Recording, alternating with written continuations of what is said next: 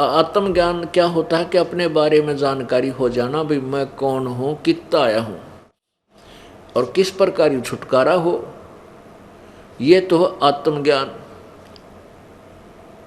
और ये आत्मज्ञान क्या कहा करते थे, वह समाधि ला ले और आत्मा का साक्षात्कार कर।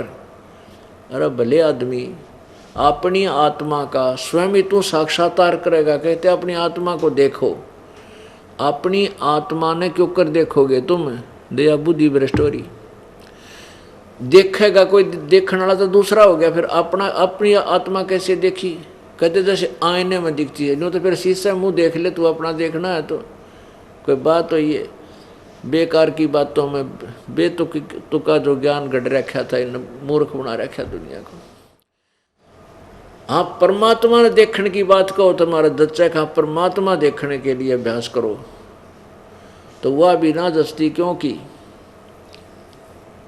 जितने भी संत ऋषि हुए हैं उन्होंने समाधियां भी लाई हैं और ट्राई भी करी, आखिर में रिजल्ट लिख दिया कि भगवान तो निराकार है, दिखता है कोई ना। वो कारण क्या था, ये निराकार भगवान के ध्यान में बैठ जाते थे, साधना ठीक थी कोई ना, थोड़ी देर तो ओम ओम ओम ओम करते, फिर वो समाधि लग जा। समाधि लग जाए फिर क्या है, समाधि क्या चीज़ है, समाधि तो एक मेले में चला गया आदमी, नो सोच ले कि तो मदारी डुगडुगी बजा रहा है मेले में, कि तेनों कहीं ले ले केड़े हैं, कोई कुछ कह रहा है कोई कुछ कह रहा है, तो उस मेले में आदमी चला जाता है तो शाम तक उसने नो पता नहीं लगता कितनी देर में तेरा दिन गया हैं, इधर घूम घाम कर शाम ने फिर धक्के खा के उल्टा फिर आ जाता है। तो ये समाधि क्या चीज़ है कि इस हमारे शरीर में एक चैनल लगे हुए हैं, चैनल कमल, और ये जो समाधिस्थ वही व्यक्ति हो सकता है जिसके पूर्व जन्म की कोई ये अभ्यास पहले किया करता था पूर्व जन्मों में, और कुछ पुण्य इसके साथ है, तो वो समाधिस्थ होने का वो हो जाता है। कैसे होता है, उसका कोई कुदरती पिछले जन्म का कोई कमल खुल रहा होता है। अंदर हमारे शरीर में कमल बने हैं, मूल कमल, स्वाद कमल, नाभि कमल, हृदय कमल, कंठ कमल, तो इनमें से उसका कोई कमल खुला हुआ होता पिछले संस्कारों से। हमने असंग जन्म हो गए, ये डलेड होता न, पर खूब परमात्मा पाने की कोशिश कर रहे हैं, पर तो रास्ता ठीक ना होने से हम यही रह जाते हैं। तो क्या होता है कि जैसे आप एक टीवी देख रहे हो, जिस चैनल को आपने ऑन कर दिया उसमें किसी में गाने आ रहे हैं कि तो फिर खेल शुरू हो जाएंगे, कोई एडवर्टाइजमेंट आ जाएगी ट्या, तो आप उसको देख रहे हो, फिर आप दूसरा चालू कर दिया तो दूसरे में जो भी प्रसारण आ रहा है वो दिखाई देने लग जाएगा, तीसरा शुरू कर दिया, तीसरे में कुछ और चीज़ आ गई आपको। तो ऐसे शरीर में चैनल बने हुए, और ये चैनल जब किसी के ऑन हो गया तो वो उसमें खेल देखता रहा, ऊपर के सब ब्रह्मांड के नज़ारे, उस वहाँ जो ऊपर के लोग हैं वो बहुत ही सुंदर इस काल ने बना रखे हैं, बड़ा आकर्षण है, कि डांस हो रहे हैं, कि कुछ हो रहा है, कि कोई ऋषि बैठे हैं, कि तो झरने बह रहे हैं, कि अप्सराएं नाच रही हैं, कि गाने आ रहे अपने आप, जैसे गाने की आवाज़ आ रही है, गानियाँ नहीं दिख रहा, तो यूँ देखा किसी गाँव है, तो जैसे सपने में धक्के खाया करें समाधि में, यो समाधिस्थ होकर के ऊपर धक्के खाता है, ऐसे भटकता रहता है। तो ऐसे हमने ये समाधिस्थ नजर आते हैं। तो फिर ये क्या करते हैं, और जब काफ़ी समय हो जाता है इनको ऐसे मेडिटेशन करने का अभ्यास बन जाता है, तो कुछ दिन के बाद इनको कोई ना कोई रूप में, कोई विष्णु रूप में, कोई देवता रूप में, कोई गणेश रूप में, कोई ना कोई ये दिखाई दे जाता है। तो ये क्या कहते हैं, ओहो ये विष्णु जी भगवान है, और ओहो किसी को ब्रह्मा रूप में, काल शिव जी रूप में दर्शन दे देता है, तो वो ऋषि कहता है शिव जी भगवान है। फिर वो देखते हैं भाई शिव जी भी भक्ति कर रहे हैं, यूँ भी समाधि में बैठा, फिर यूँ किसकी पूजा करता है, तो शिव जी से पूछते हैं तो वो कहता है विष्णु भगवान है, विष्णु से पूछते हैं कि शिव जी भगवान है, फिर वो कहते हैं ना भी भगवान तो दिखाई नहीं देता, वो तो निराकार है। ये इनकी थ्योरी उल्ट पुल्ट करके वहीं आ रुकती है।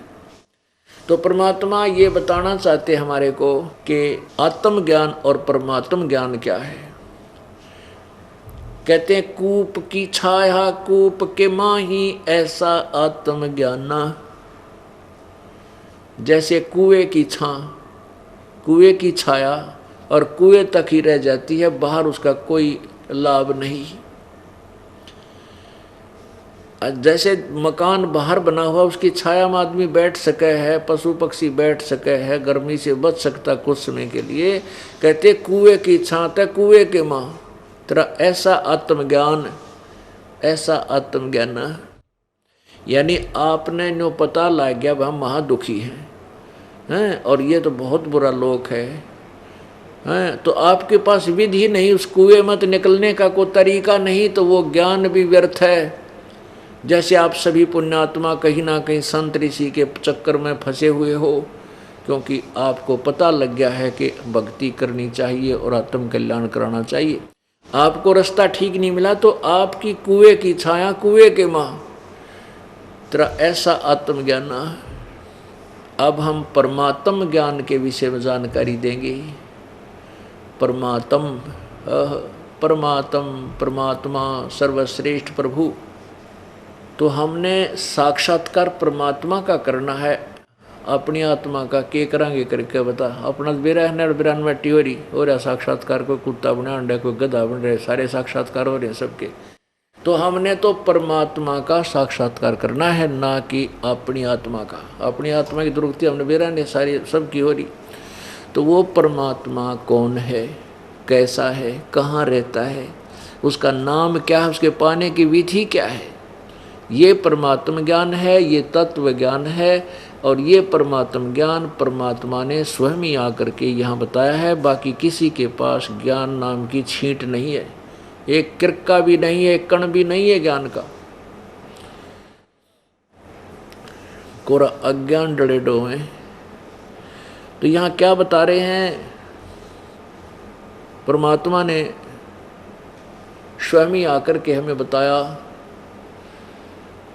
कि भाई तुम इस काल के जाल में कैसे फंसे। पुण्यात्माओं, अभी तक ये दंत कथा सुनाया करते, अब जैसे सभी प्राणी परमात्मा की भक्ति करते हैं और आत्म कल्याण चाहते हैं। आपको सभी ऋषि महर्षियों के और ये नकली वर्तमान के पंथों की सारे सदग्रंथ आपके सामने दिखा रखे दास ने, कि सभी कहते हैं पार हो जाओ, पार हो जाओ, नहीं तो काल के मुख में रह जाओगे। सारे काल के मुख में एक समय एक शिकारी, एक समय एक तोता पकड़ लिया किसी ने, और वो तोता पिंजरे में बंद करके वो बेचने के लिए जा रहा था। आगे तो एक साधु संत मिल गया, भक्त दयालु इंसान। उसने विचार किया कि ये तोता जंगल में घूमने वाला फ्री यानी बहुत स्वतंत्र पक्षी पिंजरे में फंस गया, सारी उम्र इसमें रहेगा, क्यों ना मैं इस तोता बेचने वाले से इसको लेकर के और जंगल में छोड़ दूं, पुण्य होगा। उसने इसी दृष्टिकोण से वो 5 रुपये में तोता ले लिया पिंजरे समेत। अब उस भगत ने सोचा, उस संत ने सोचा कि मैं इसने कुछ शिक्षा दे दूं, पढ़ा दूं, कहीं वो फेर ना चक्कर में फंस जा। अब उस जाकर के श्री ऋषि ने उस तोते से कहा, भाई तोता राम, तो क्यों कर फंसा भाई इस जाल में, कैसे फंसा तू पिंजरे में? कहने लगा जी शिकारी आया था और वहाँ दाने डाल दिए, हम दाने खाने लग गए, कणक गेहूँ बाजरा ज्वार डाल दी, हम वो खाने लग गए और शिकारी ने जाल डाल दिया, हम जाल में न्यों फंस गए। तो वो संत कहने लगा, भाई तोता राम, जय मैं तने छोड़ दूँ, खोल दूँ, तू आगे तो जाल में नहीं फंसेगा। अक ना जी, अक सुन ले तो ध्यान रखिए, देखिए, ख्यास रखिए, और तोतों और अपने साथी तोतों को बता देना, पक्षियों को, भाई शिकारी आवेगा और जाल दाने डालेगा, जाल डालेगा, दाने डालेगा, तुम दाने मत खाइयो, दाने नहीं खाओगे तो फंसोगे कैसे? हाँ जी बिल्कुल ठीक है। तो उस तोते तो फिर बोला, गुरुजी बोला, भाई यो जो मैंने तेरे को एक विधि बताई है तेरा याद होगी? तोता बोला, जी कति याद होगी, सुना। शिकारी आवेगा, दाने डालेगा, जाल बिछावेगा, हम दाने नहीं खावांगे तो जाल में कैसे फंसेंगे? अब गुरुजी ने 2 4 10 बार उसे एक पाठ सुना, तोते ने फटाफट सुना दिया। अब गुरुजी ने सोचा भी तोता सियाना हो गया, भी ये फंसेगा नहीं, और कहा बेटा औरों को भी बता देना, जा करके सब पक्षियों को ये पाठ याद करा देना। अच्छा जी। अब तोता छोड़ दिया। अब तोता पहुंचा अपने मित्रों और परिवार में, उन सब में गुरु पाक गया ने बोला, सुनो आपको मैं एक विधि बताता हूँ, हम कैसे जाल में फंसते। शिकारी आवेगा, दाने डालेगा, जाल बिछावेगा, हम दाने नहीं खाएंगे तो हम जाल में फंसेंगे कैसे? हाँ, सब ने जितने भी तोते थे उस जंगल के, उसने सबको सबका गुरु पाक गया और सब तो यो पाठ पढ़वा दिया। एक दिन एक शिकारी उस क्षेत्र में पहुंच गया जहां पर वो गुरुजी के चेले थे, वो तोते। उसने जब वहां उनकी आवाज सुनी, कहने लगे, वो क्या बोल रहे थे, शिकारी आवेगा, जाल बिछावेगा, दाने डालेगा, हम दाने नहीं खाएंगे तो हम फंसेंगे नहीं जाल में।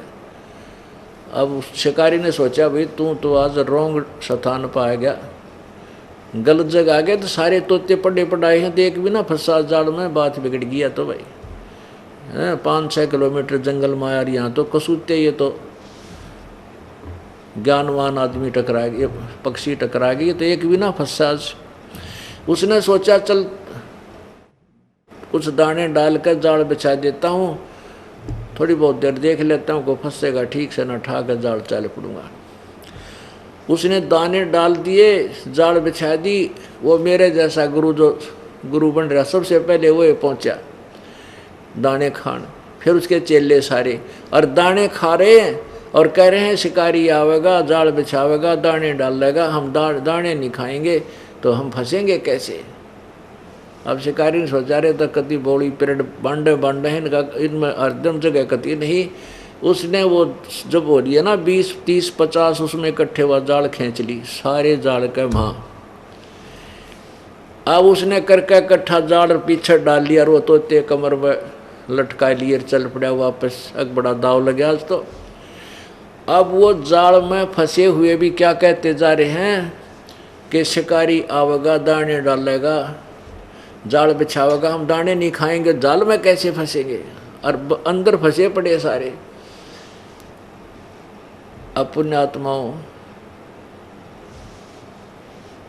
इन गुरुओं की जो सचलोक और सचखंड की कथा सुनावे हैं, और उसके चेले फिर वही गुण गाते फिरते, ये सारे उस वो पढ़े पढ़ाए तोते हैं।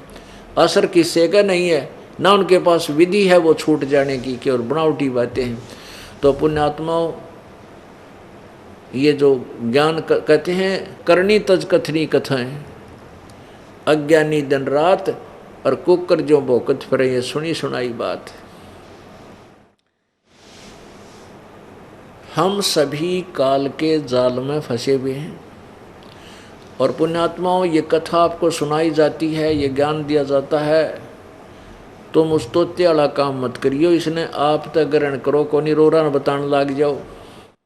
आप भी उसमें अमल करो और औरों को भी सुनाओ, और लेकिन दृढ़ करके काल के जाल से निकलने का सचमुच प्रयत्न करो। कहते हैं ये बातें कहने सुन की नहीं, ये कर पाड़ने की हैं। ये केवल कहने सुन तो बात नहीं पड़ेगी, ये करें पार पड़ेगी, पीछा छुटवाना पड़ेगा। अब आपको परमात्मा की कथा सुनाते हैं, हम कैसे काल के जाल में फंसे। सृष्टि रचना। पुण्यात्माओं, जब तक आपको सृष्टि रचना का ज्ञान नहीं होगा, आप आध्यात्मिक मार्ग को, अध्यात्म ज्ञान को कह भी नहीं समझ सकोगे। सृष्टि ज्ञान को आपने कति रटना पड़ेगा। जैसा कि हम इन गुरुओं से सुना करते थे कि ब्रह्मा विष्णु महेश तो अजरो अमर हैं, इनके कोई माता पिता नहीं है, ये तो सर्वशक्तिमान हैं, सर्वेश्वर हैं, महेश्वर हैं, मर्तुंजय हैं, कालज्य हैं, पता नहीं क्या उपमा दे रखी थी। और ये खुद कहते हैं हमारा तो जन्म और मृत्यु होता है, इनके माता पिता लिखे हुए इनकी जीवनी में, इन पुराणों में लिखा हुआ। और ये हमारे जो पूर्वज थे, हमारे हिंदू धर्म के गुरुजी थे, वह हमारे माता पिता पूर्वजों को ये भी नहीं बता सके इन पुराणों में लिखा क्या है, केवल दंत कथा सुनाते थे, उनके विपरीत ज्ञान देते थे। अब ये कथा आपको सुनाएगा ये दास, जो प्रथम बार सुनेगा उसको तो ऐसा लगेगा जैसे ये बनावटी सी बातें हैं, और जब आपके को ये दास प्रमाण दिखाएगा आप दांतों तले उंगली दबाओगे को हो सचमुच या तो सारी कहानी ऐसे थी। सबसे पहले केवल एक परमात्मा सत्य पुरुष, सत्य पुरुष का वास्तविक अर्थ होता अविनाशी परमात्मा, अविनाशी प्रभु। वो अनामी लोक में रहता था, अकय लोक भी बोलते हैं उसको, अकय लोक।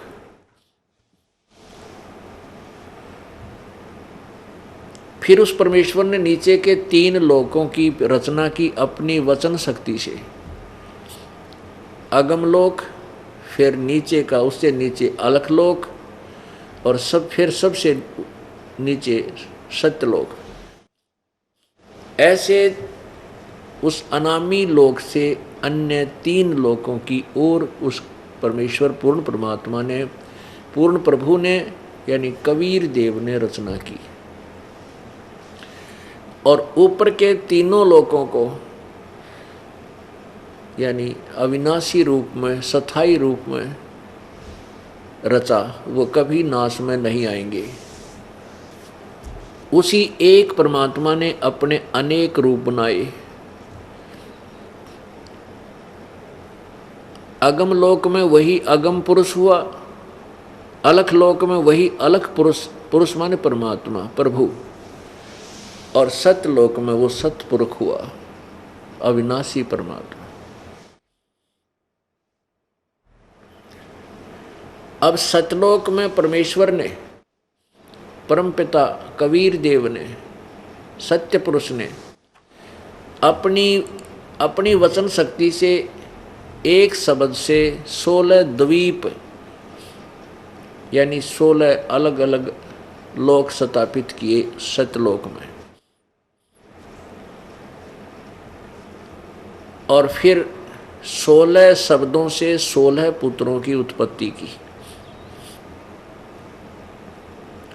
उनको अलग भिन्न भिन्न द्वीप में रहने की आज्ञा दे दी। परमेश्वर ने अपने पुत्र अचिंत को, उन 16 में से एक अचिंत नाम का पुत्र है, उससे कहा कि बेटा तू अब सृष्टि रचना कर रहे। अब परमात्मा ने इसलिए सारा कुछ किया था कि ये बालक कहीं फिर बाद में टांग ना अड़ावें, इनकी इस अक्षमता से अभी परिचित करवा देता हूं इनको, तुम्हारी कितनी औकात है। अचिंत ने अपनी वचन शक्ति से अक्षर पुरुष की उत्पत्ति की, जिसको परब्रह्म कहते हैं। अक्षर पुरुष, वहाँ एक तालाब है अमृत से भरा हुआ, उस अमृत सरोवर में स्नान करने के लिए चला गया।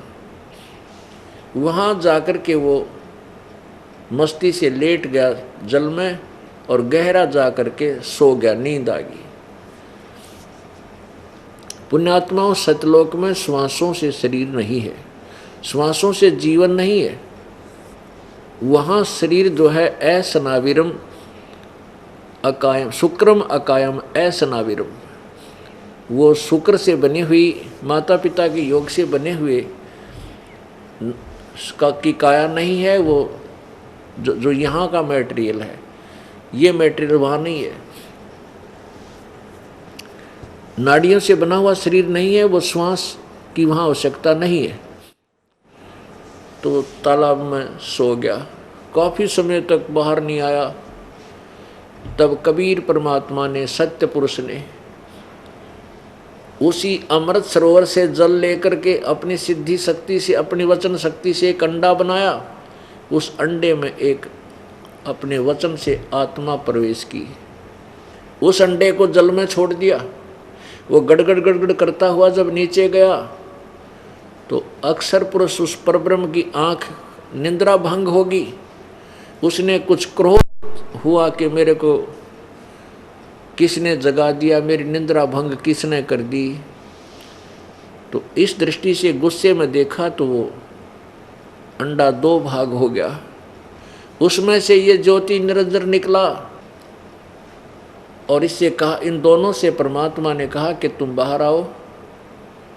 अक्षर पुरुष तो निंद्रा में था, तुझे जगाने के लिए सब किया गया, तुम दोनों बाहर आ जाओ और जाकर के तुम अचिंत के लोक में रहो। अब वो तीनों अचिंत और ये क्षर पुरुष यानी काल जो आगे चल के काल कहलाया और अक्षर पुरुष, ये तीनों एक द्वीप में रहने लगे और शेष जो अलग थे वो 15 एक एक द्वीप में अलग अलग रह रहे थे। एक दिन उसके बाद परमात्मा ने अचिंत से कहा कि तूने देख ली अपनी अक्षमता, बेटा तुम्हारे बस की सृष्टि रचना नहीं है कि दे तुम बीच में टांग अड़ाओ, इसलिए तेरा भ्रम निवारण किया था मैंने। अब मैं सृष्टि रचना स्वयं ही आगे करूँगा। तो परमात्मा ने अपने शरीर, अपने वचन से, अपने शरीर से हम सबको उत्पन्न किया। वहाँ वचन से उत्पत्ति हुई तो हम सभी आत्मा वहाँ मानव सदृश शरीर में, और सुंदर शरीर हमारा 16 सूर्य जितना, जैसे 16 सूर्य का प्रकाश हो पर गर्मी ना हो इसमें, इतना सुंदर शरीर एक आत्मा का वहाँ सतलोक में है। और इतने तेज पुंज का नूर का शरीर, जैसे ये 5 तत्वों से बना हुआ शरीर है। 5 तत्व ये मिट्टी, हवा, अग्नि, वायु, आकाश, ये जल, वायु, यानी ये 5 तत्वों से बना है। इसमें कितना दिखाई देते हैं, कितना सुंदर है देखो। ऐसे ही वहाँ तेज से एक तत्व से बना हुआ शरीर हमारा है और बहुत इससे तो असंख्य गुणा प्यारा और सुंदर शरीर है वो। तो वहाँ हम रहने लगे। इसी तरह परिवार है, वहाँ पर परमात्मा साकार है, सब प्राणी साकार हैं, वहाँ सब आत्मा साकार है। हंस नाम है उनका वहाँ पर, और परमात्मा को परमहंस कहते हैं। हम सभी वहाँ रह रहे थे, कोई दुख नहीं था, कोई शरीर में कोई रोग नहीं था और सारी सुविधाएं थी वहाँ पर। 4 मुक्ति जहाँ चंपी करती माया होरी दासी। होय होय, यहाँ कितनी साधना करके बिरानी ना जाने कितने समय तक तप साधना तपसत करके चौथी मुक्ति, 4 मुक्ति प्राप्त होती हैं। और वो मुक्ति भी एक दिन नष्ट हो जाती है, वो समय भी समाप्त होता है, स्वर्ग महास्वर्ग का भी। और फिर जीव का जीव 84 लाख योनियों में गधा कुत्ता सुअर बनता है। और सतलोक के अंदर परमात्मा बताते हैं कि ये 4 मुक्ति जहाँ चंपी करती, तेरे पैर दबाती है, इतना सुख है। और ये माया हो रही दासी, जहाँ हम यहाँ माया समझते हैं भाई अच्छा खान पीन न हो, बढ़िया हैं, कोठी हो, कार हो, कहते इससे असंख्य गुणी सुविधा तेरे चरणों में, वहाँ दासी रहेगी, तेरी हाजिर खड़ी रहेंगी, ये सब सुविधाएं। और फिर दूसरा क्या होगा कि दास गरीब अभय पद पर से वो मिले राम अविनाशी। अब वहाँ हमारा सुंदर शरीर था। अब जैसे आप किसी भी संत की, पंथ की, ये सतलोक का ठेका ले रहे हैं, कौन? राधा स्वामी और धन धन सतगुरु वाले, ये कृपाल वाले, ये ठाकुर जी वाले, ये जय गुरुदेव वाले। किसी ने पूछ ले सचखंड में भगवान सतलोक में कैसा? चेतन ही चेतन है, प्रकाश ही प्रकाश है। उड़ा घुमा फिरा के बात ने उल्टी खींच देते और कहते हैं आत्मा परमात्मा में जाके लीन हो जाती है, वहाँ तो चेतन ही चेतन है। अरे वहाँ भगवान निराकार है, तो आत्मा की एक गड्ढे की उड़े जाके क्या करेगी आत्मा? बता, टिंडे लेगी हैं। जहाँ अब कोई लड़की का ब्याह करते हैं, बेटी का, और उसने नो कहे कि तेरा पति तो निराकार नहीं है, वो तो है, दिखाई नहीं देता, तो क्या करेगी ब्याह करवा के? वह तो वो जाएगी किसके वहाँ, के देखेगी जा करके? क्या रुचि बनेगी उसकी? तो ऐसे ही पुण्यात्मा ये हमने मूर्ख बना रहे थे, न ज्ञान था नहीं। सुनी सुनाई कबीर साहब का कबीर साहब का एक शब्द चोरी कर लिया इन्होंने।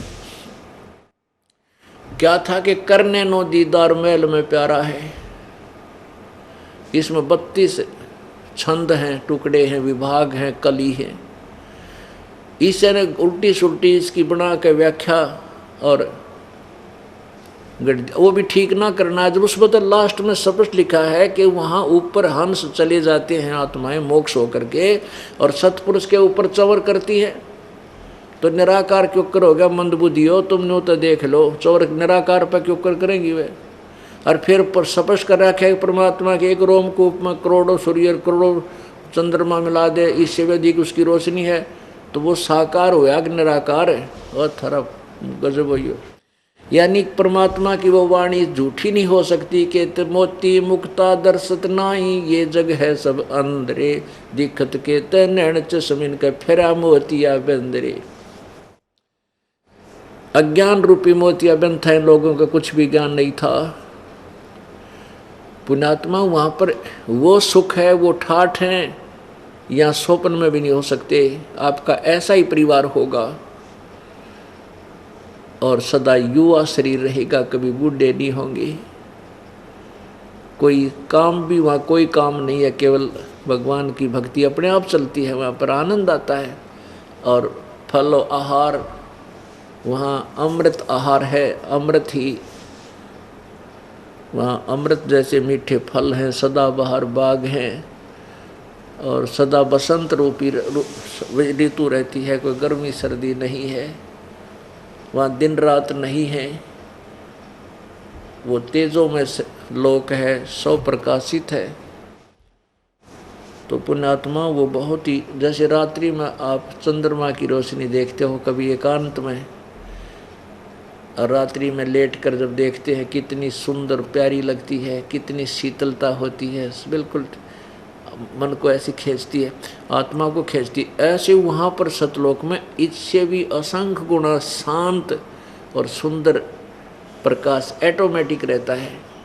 लेकिन उस प्रकाश में जीवात्मा, उस प्रकाशित लोक में वहाँ परमात्मा भी मनुष्य सदृश है, तेजों में शरीर है, उसका भी नूरी शरीर है, और हमारा भी नूरी शरीर है। हम उस सुख सुविधा को छोड़कर काल के जाल में कैसे फंसे, ये आपको बताते हैं। जब परमात्मा ने हमारे को उत्पन्न कर दिया और हम वहाँ ठाठ से रह रहे थे, कोई कष्ट नहीं था, बड़े आनंद से बहुत समय बीत गया था। तो उसके बाद एक समय, कुछ समय के उपरांत इस ज्योति निरंजन जो अंडे से निकला था, उसके मन में खरपतवार उत्पन्न हो गया। उसने सोचा कि मैं और अचिंत और ये अक्षर पुरुष, हम तीन तो एक द्वीप में, और बाकी मेरे भाईपन ये सभी जितनी आत्माएं हैं सारे न्यारे न्यारे एक एक द्वीप में। अब मैं अपना अलग स्थान प्राप्त करूंगा।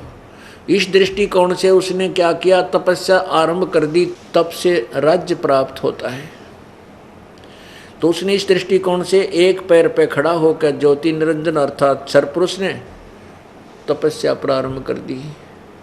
काफी समय तक 70 युग तक उसने एक पैर पे खड़ा होकर के तपस्या की। अब हम सब आत्मा जो अपने पिता परमात्मा से आस्था हटा करके, हम सभी आत्माएं उस ज्योति निरंजन इस काल के ऊपर आसक्त हो गए, केवल इस बात पे कि देखो एक कितना तप कर रहा है, वो कितनी देर से खड़ा हो। हम इसको चाहने लग गए, हम पतिव्रता पद से गिर गए। जो परमात्मा हमें सर्व सुख दे रहा था, सारे ठाठ थे, ना कोई रोग था, ना कोढ़ था, ना मृत्यु थी, ना कोई टेंशन थी, ना किसी प्रकार की कोई बीपी आई था, ना लो था। हम उसको भूल के और इस नकली के पाछे लाग दिए। हम इसको चाहने लगे ज्योति निरंजन को। परमात्मा ने आकाशवाणी की कि बच्चों तुम मत इसकी तरफ ध्यान दो, तुम अपना कर्म अपनी मस्त रहो, भक्ति करो। हम ऊपर से तो सावधान हो गए और अंदर से उसकी चाह हमारे दिल से गई नहीं। परमात्मा कबीर देव अंतर्यामी हैं, वो जान गए कि इनका अंतःकरण बिगड़ गया और ये पति व्रता पद से गिर चुके हैं। अब जैसे दूध फट जाता है, बिगड़ जाता है, उसको कोई नहीं रखता, बाहर फेंक देता। सेब खराब हो जाती है, फल उसको बाहर फेंक देते, रखने योग्य नहीं होता। तो परमात्मा ने देख लिया कि ये जितनी भी आत्माएं इसके ऊपर आसक्त हैं, इनका काम बिगड़ गया। उधर से परमात्मा ने उस ज्योति निरंजन से पूछा कि क्या मांगता है, क्या चाहता है ज्योति निरंजन, बोल तू। तब उसने कहा, पिताजी मुझे, मेरे लिए स्थान कम है, मुझे अलग स्थान दे दो। परमेश्वर ने उसको 21 ब्रह्मांड दे दिए। जैसे एक साहूकार पिता अपने पुत्र ने 21 प्लाट दे दे खाली। तो ज्योति निरंजन बड़ा खुश हुआ उन प्लाटा ने देख के 21 ब्रह्मांडों को, कभी उसमें जाता है कभी उसमें जाता है, सैर सपेटे करने लगा। फिर उसने सोचा भी इसमें कुछ रचना भी होनी चाहिए, मेरे प्लाट के काम करेंगे, इसमें तो कुछ बनाना चाहिए। तो 70 युग तब फिर किया इसने, और हम और फिर इस पर आसक्त हो गए। अब पुण्य आत्माओं, हमारा यह बीमारी वहाँ से लगी। कौन सा रोग? कि जैसे ये हीरो और हीरोइन,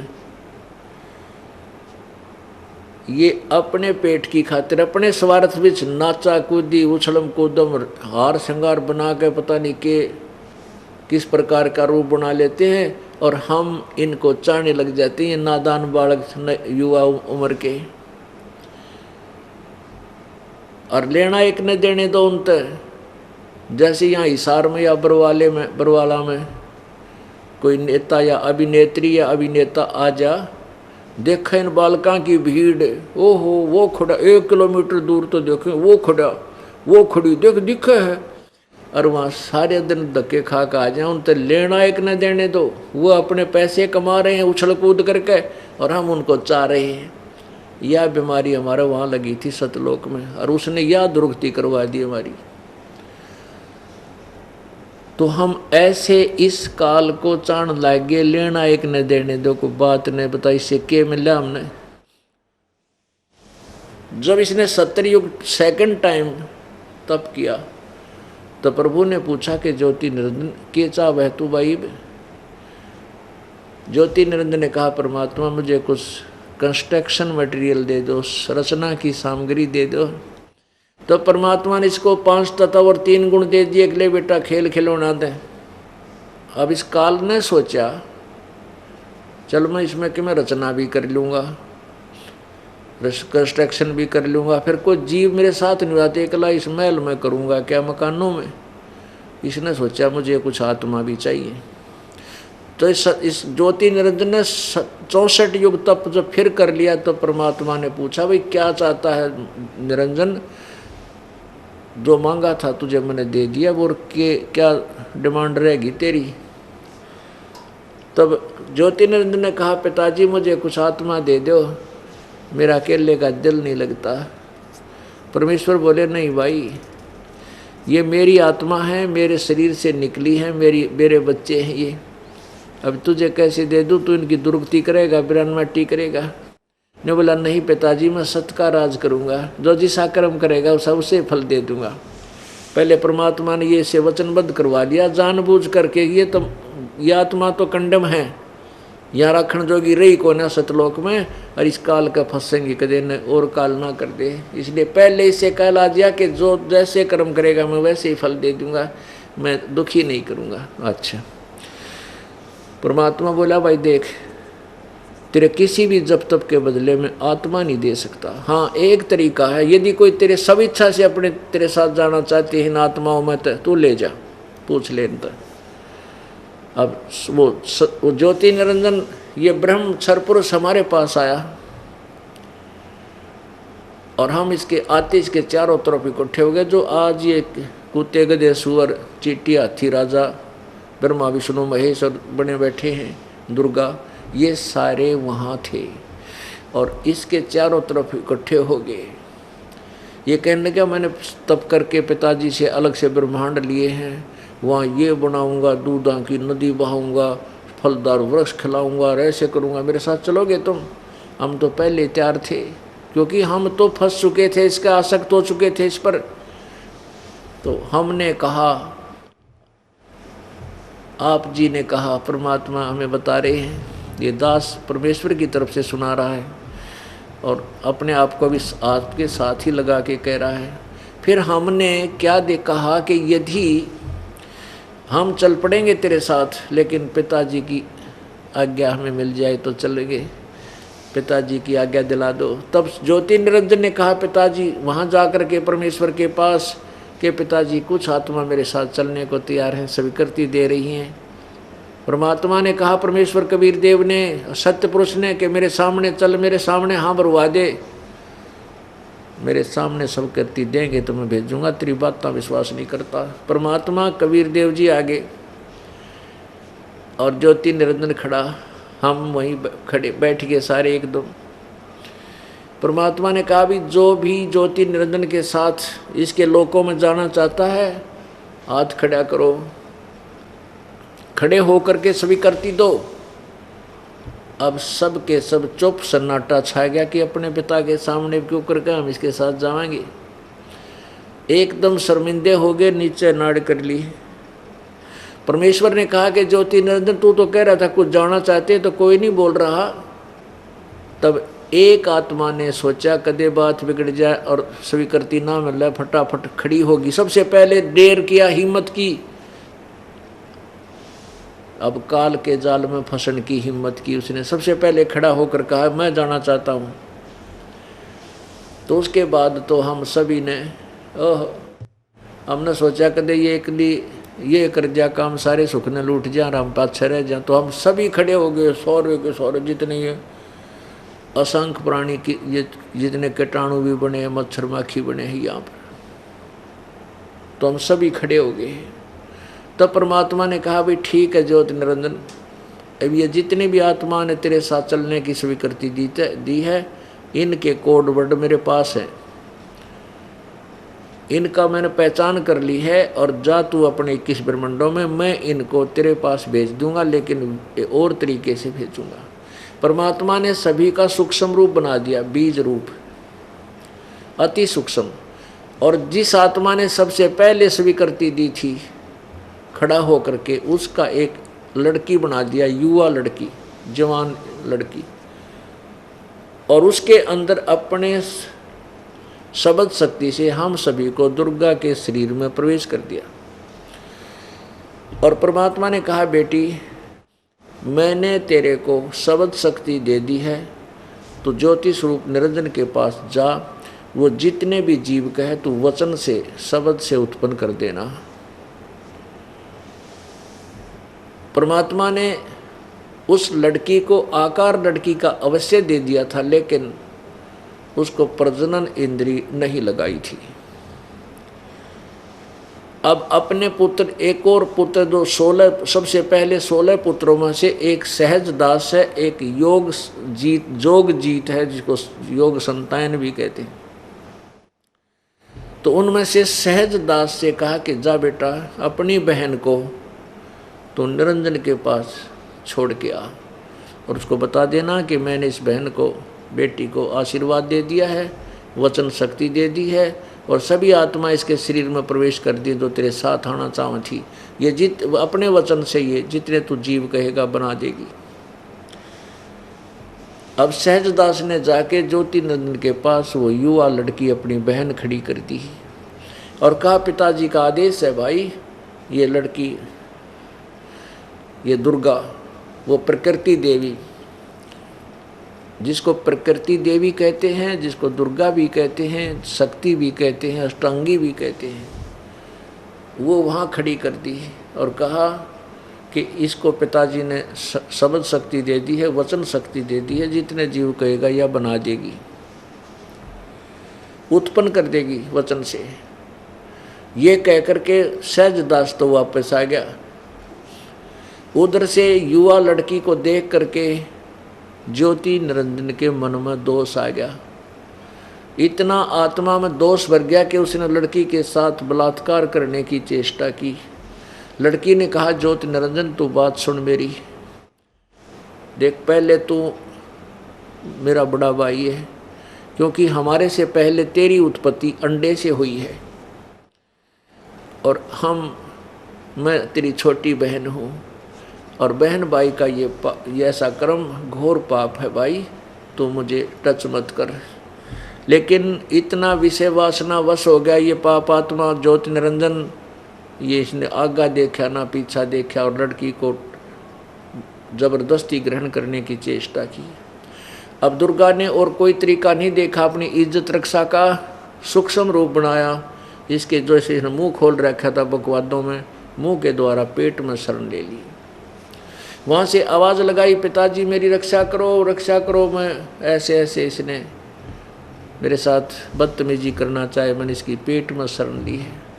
तब परमात्मा ने कहा कि हो गया ड्रामा शुरू भाई, अभी क्या है, अभी तो देखना थरेगल के करेगा यो, अभी तो ये तो पहला तोहफा है तुम्हें।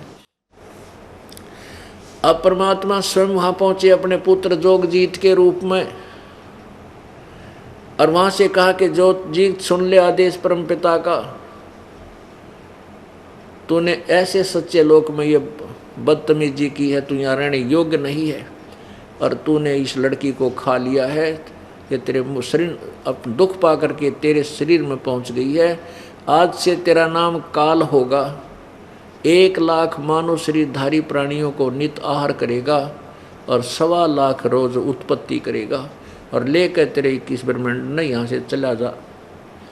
अब वहाँ से इतना वचन कहा था, अपने आप ये वो लड़की पेट से निकाल दी परमात्मा ने, दुर्गा को काल के पेट से निकाल दिया, बाहर खड़ी कर दी, और जाओ तुम अपने भोगो कर्म जिसे तुम न करे।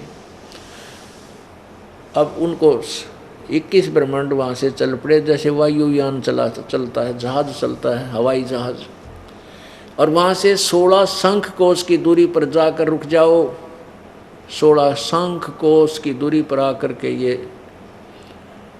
21 ब्रह्मांड काल के रुक गए।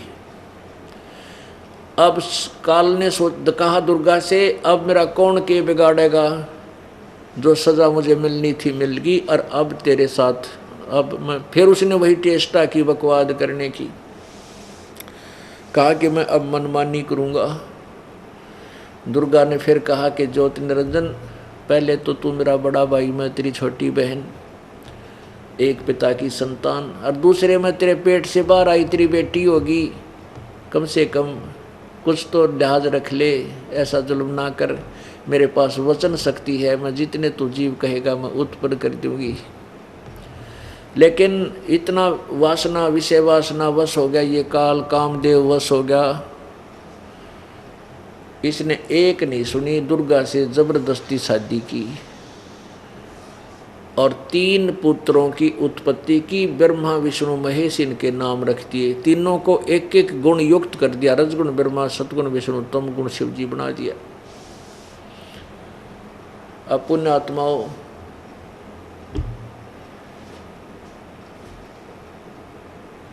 ये सृष्टि रचना आपको दास ने परमात्मा की बताई हुई सुनाई। जिन्होंने ये सृष्टि रचना नहीं सुनी है वो ये सोचेगा यह तो बनावटी बात है, किताब न सुनी ना देखी, ना कोई शास्त्र में प्रमाण नहीं, कैसे माने। आपको इतने प्रमाण दे दूंगा कि आपका दिमाग सुन्न हो जाएगा, कर तेरा गजब। ये अपने सदग्रंथों में लिखा था ऐसा ही,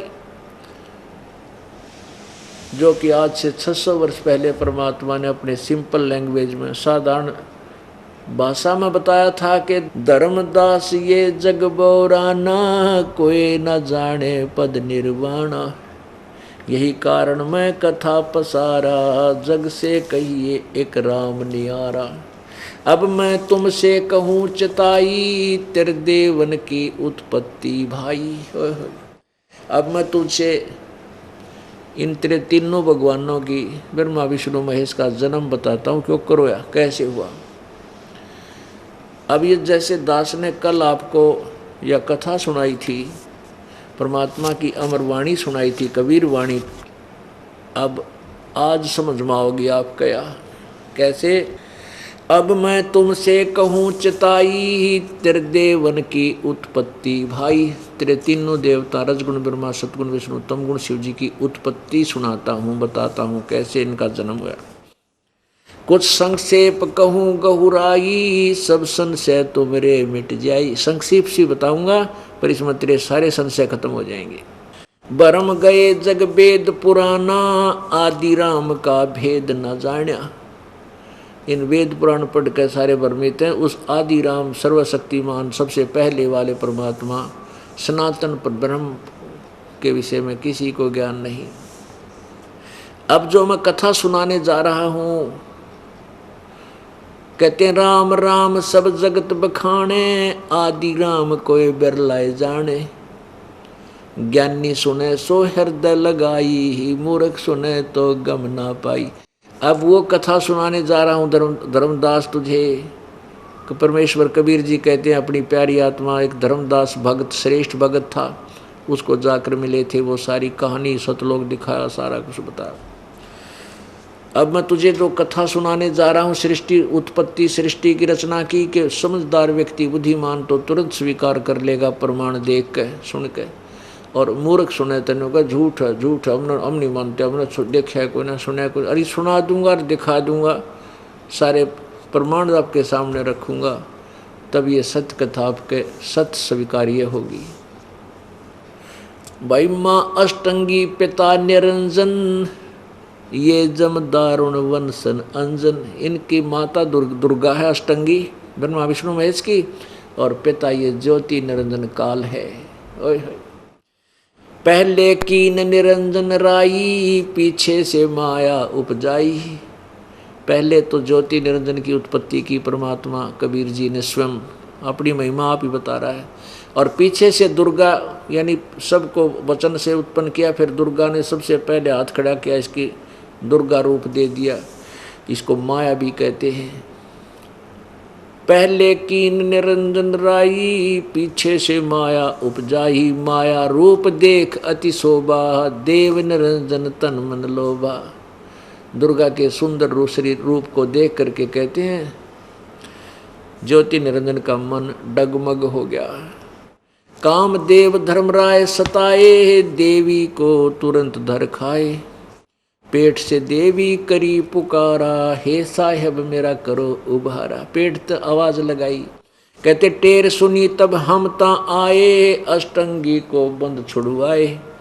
जब उसकी पुकार सुनी तो मैं वहाँ गया उसके 21 ब्रह्मंडों में, और दुर्गा को उसके पेट से निकाला, उसकी बंद छुड़वाई। सतलोक में कीन्हा दुराचारी काल निरंजन दी नैनकारी। इन्होंने वहाँ दुराचार किया था ज्योति निरंजन ने, इसलिए वहाँ से ये भगा दिया था, यहाँ डाल दिया। माया समेत दिया भगाई 16 शंख कोस दूरी पर आई। अष्टंगी और काल अब दोई मंद कर्म से गए बिगोई। अब देखो कहते हैं ये काल और ये दुर्गा अष्टंगी ये अपने ही दुष्कर्म के कारण विनाश को प्राप्त हुए। अब मंद कर्म यानी निकम्मा काम निरंजन ने तो किया, वहाँ इसके साथ दुर्व्यवहार करना चाहा, ये मंद कर्म। और दुर्गा ने मंद कर्म किया कि अपने पिता परम पिता को छोड़कर इस काल के ऊपर आसक्त हुई, इसलिए इसकी विरानुमाटी दुर्गति हुई। आप पढ़ कर देखो इस दुर्गा की दुर्गति। कभी तो महिषासुर इसका पाछा पड़ रहा है, कभी कोई साला राक्षस गेल भाज रहा है, कि तो इसकी और नाड़ काट दी किसी ने, कि तो कुछ हो रहा है। तो ये इतनी विरानुमाटी इसकी, यहाँ एक पल भी चैन नहीं इसको।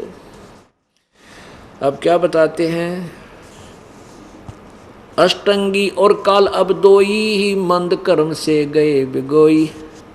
धर्मराय को हिकमत की ना नख रेखा से भग कर लेना।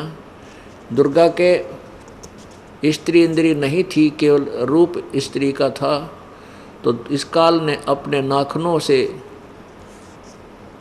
ये भग बनाया और फिर इसने 3 पुत्रों की उत्पत्ति की। धर्मराय को हिकमत कीना, नखरेखा से भग कर लीना। धर्मराय कीने भोग विलासा, माया को रही तब आशा। कहते हैं फिर दुर्गा गर्भवती होगी। 3 पुत्र अष्टंगी जाए, ब्रह्मा विष्णु शिव नाम धराए। 3 देव विस्तार चलावे, इनमें यो जग धोखा खावे। इस काल के विस्तार को ये 3 पुत्र काल के चला रहे हैं, और इन्हीं की पूजा में, इसी में ये लोग भोली आत्मा धोखा खा रहे हैं, इन्हीं की पूजा में लगे हुए हैं।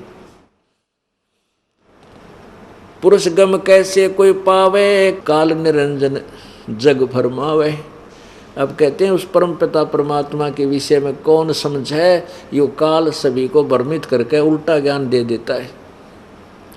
पुरुष गम कैसे कोई पावे, काल निरंजन जग भरमावे।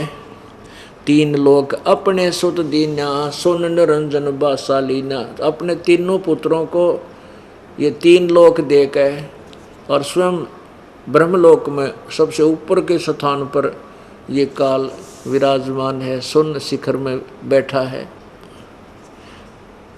3 लोक अपने सुत दीना, अपने सुतों को, अपने पुत्रों को दे दिया। और सुन निरंजन बासा लीना, अलख निरंजन सुन ठिकाना। ब्रह्मा विष्णु शिव भेद न जाना।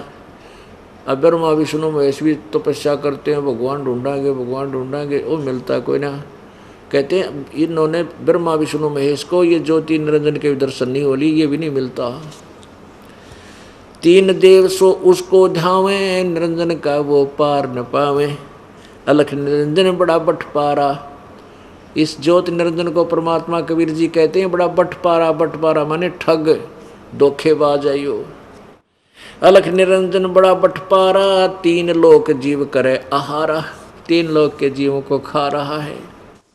ब्रह्मा विष्णु शिव नहीं बचाए, सकल खाए पुन धूर उड़ाए। 3 तिनके सुत हैं तीनों देवा, अंदर जीव करत हैं सेवा। आय हाय हाय, कमाल कर दिया कबीर भगवान ने।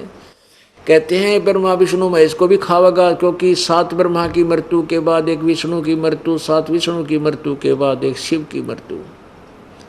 ये स्वयं भी कहते हैं कि हमारा तो जन्म और मृत्यु होता, और हम इनको अजरो अमर सर्वेश्वर महेश्वर मान रहे थे। ये नकली गुरुओं की अपनी दंत कथा थी, यथार्थ ज्ञान नहीं था।